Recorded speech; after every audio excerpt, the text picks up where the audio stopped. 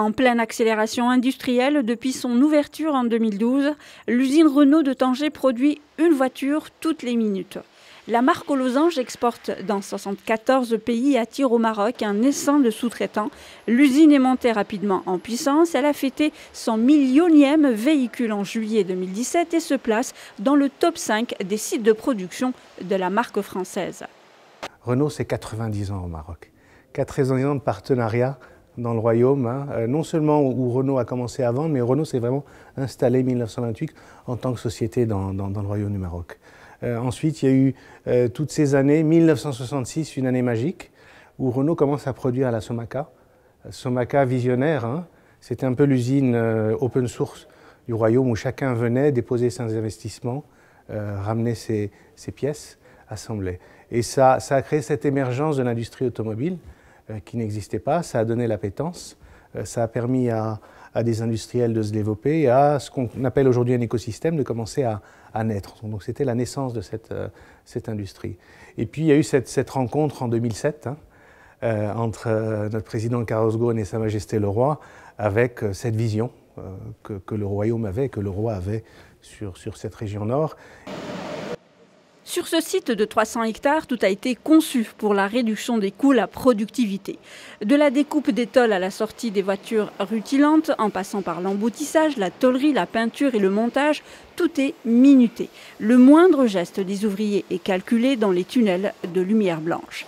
Les 1200 véhicules qui sortent chaque jour de l'usine arrivent au pied des navires en 40 minutes par train pour exportation vers l'Europe, les pays du Golfe, l'Afrique et depuis peu, Cuba.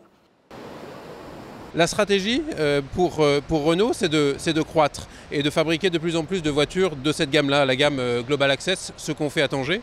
Et l'usine de Tanger est vraiment un des premiers acteurs pour assurer cette croissance. C'est ça la place de Renault Tanger dans la stratégie du groupe Renault, c'est fournir les volumes de la gamme Global Access.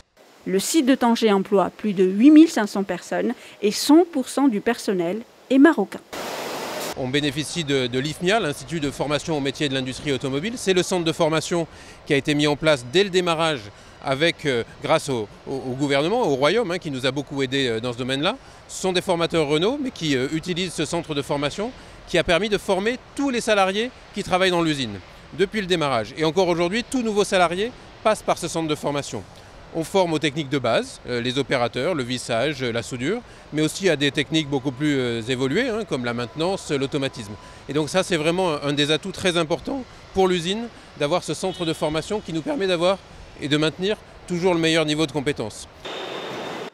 Renault Maroc contribue à hauteur de 10% des volumes mondiaux vendus par le groupe en 2017. Avec 370 000 véhicules produits dans le royaume, l'industrie locale s'est développée, des fournisseurs étrangers se sont installés et la moitié du véhicule produit est sourcé marocain. Le taux d'intégration atteint donc 50% avec un objectif minimal de 65% en 2023. Nous allons continuer à exporter des voitures.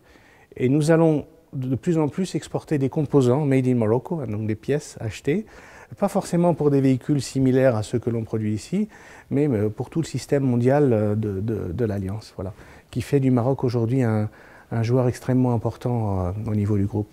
Un petit chiffre à rappeler, 10% des véhicules vendus par le groupe Renault dans le monde, ça a été le cas en 2017, sont produits au Maroc. Au-delà des performances industrielles, une des grandes fiertés de l'usine Renault Tanger est le zéro émission de CO2. Ainsi, l'électricité provient majoritairement du parc éolien situé à proximité. L'énergie thermique est produite à partir de la combustion de grignons d'olive et de palettes de bois broyés. Toutes les chutes d'acier, 60 000 tonnes par an, tombent dans une galerie située sous le bâtiment et sont ensuite compactées et revendu.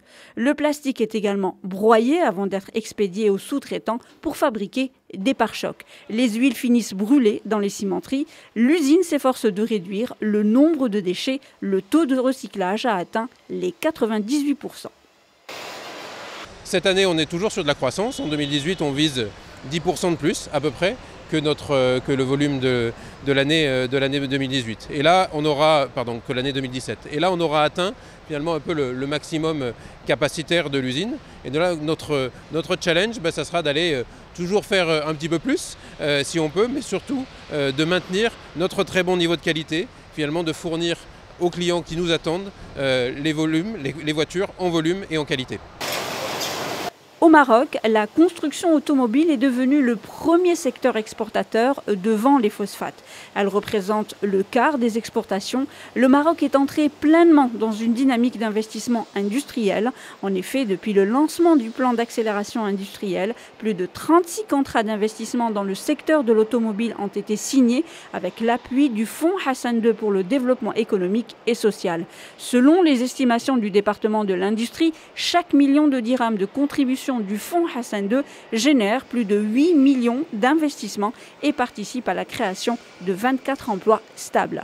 L'automobile conforte ainsi son nouveau titre de premier secteur exportateur avec plus de 58 milliards de dirhams de chiffre d'affaires à l'export en 2017. D'ici 2020, le Maroc ambitionne la production d'1 million de véhicules annuellement, d'atteindre 100 milliards de dirhams à l'export, de créer 160 000 emplois et d'assurer un taux d'intégration de 80%.